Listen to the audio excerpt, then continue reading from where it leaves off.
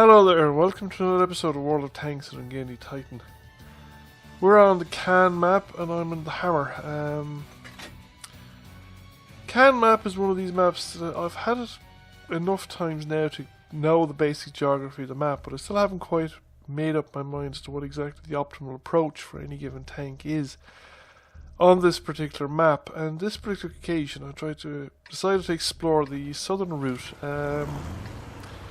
The one thing I have come to the conclusion is, at least with tanks like the Tiger, is that coming into that middle central area there around F5, F6, G5, G6 is not actually a good idea.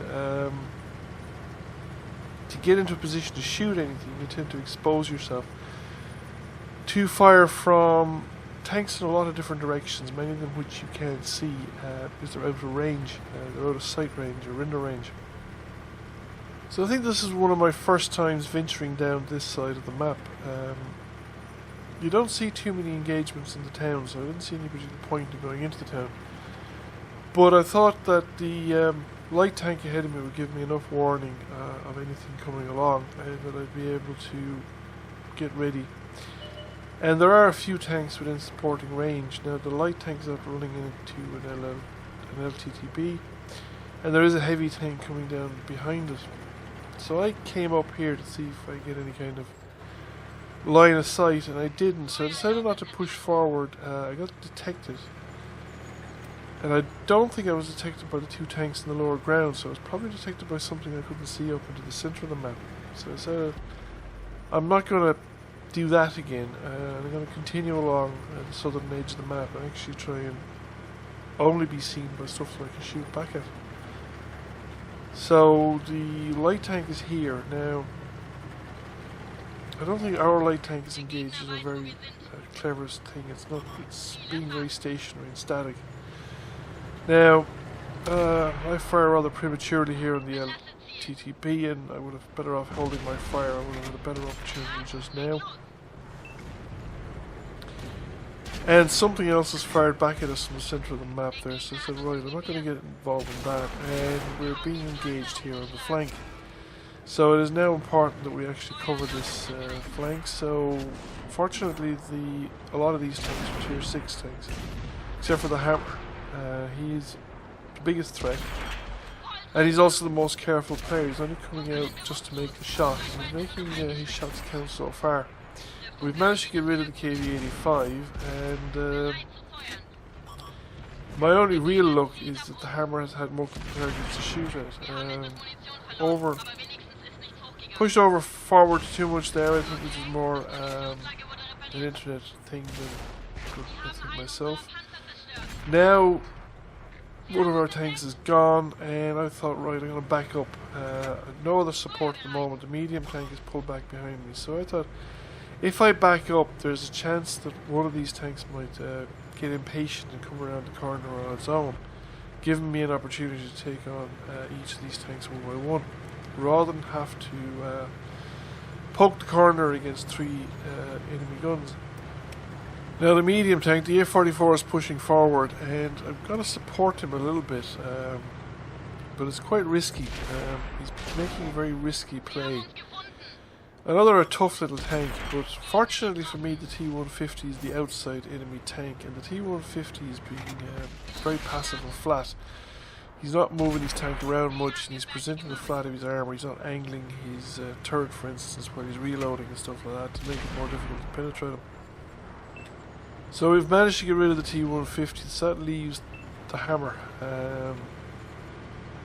So again, trying to get an angle on the Hammer because he's pretty good.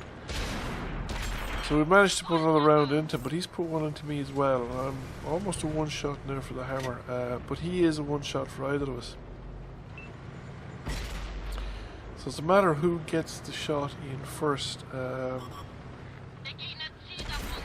And I managed to do it, so that's it. And we've had Cromwell arrive on the scene as well.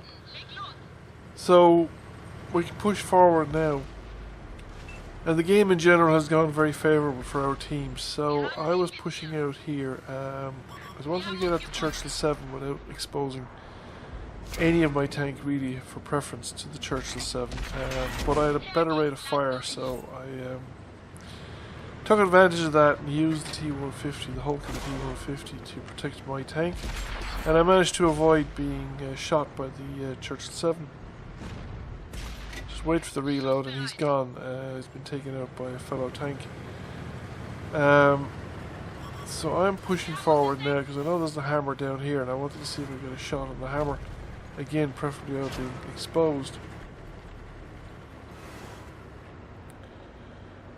So the hammer sticks out here, and I don't have a clean shot, but somebody shoots me on the side, and I realised that there is a tiger up here who has taken the time to actually shoot me despite being engaged with a tiger. Now the tiger has vanished, which is probably due to the fact that my radio is wonky. But I reckon he's there, and we managed to get rid of him without being able to see him, which is quite useful.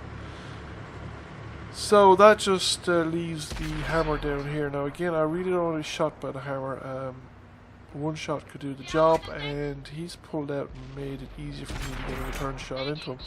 And his gun is not pointed in my direction. Now he's pulled back behind that ridgeline, and he's being engaged now in close quarters with a couple of other tanks. And he knows that I'm here, so he doesn't really want to pull out. So I'm going to have to relocate and see if I can get a better angle on him. Although it's probably it's unlikely I'll get a shot off before he gets wiped out, because there are a couple of tanks on him at this stage, and there's a Churchill 7 with full health as well, like in the Cromwell. So between the two of them, they should be able to deal with him. So I come around the corner, see if I can get any element of him sticking out. And we come to here now, we can see the top of the turret. He has seen me as well. And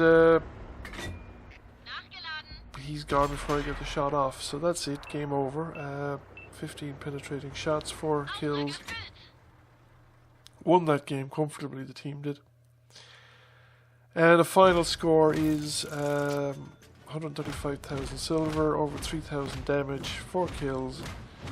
So that's a pretty satisfactory result as well, and it's a first class mastery. Also got us a steel wall for the 980 blocked plus the damage taken. So it gives us first class mastery, and we came first by experience, but we didn't do exceptionally well. The Scorpion G did just as well as us. And the next two afterwards did respectable scores also.